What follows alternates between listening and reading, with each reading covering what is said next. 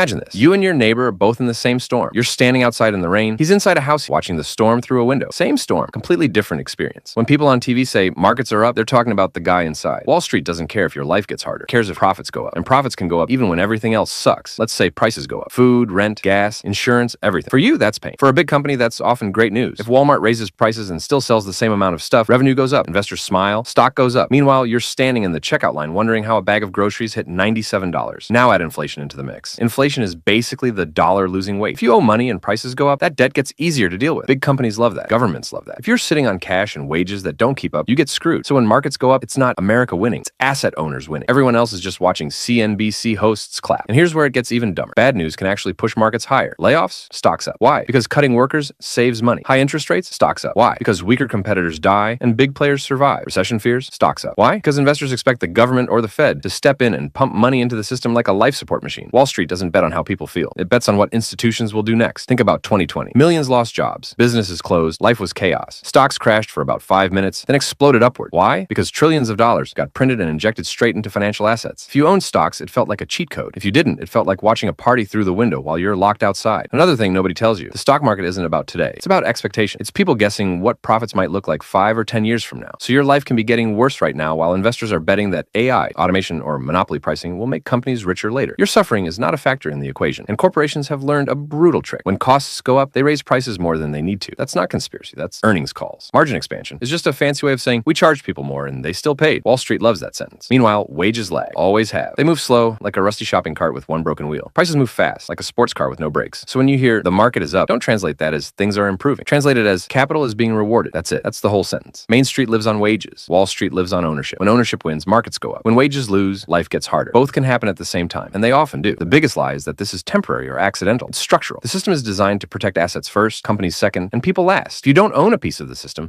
doesn't care how you feel about it.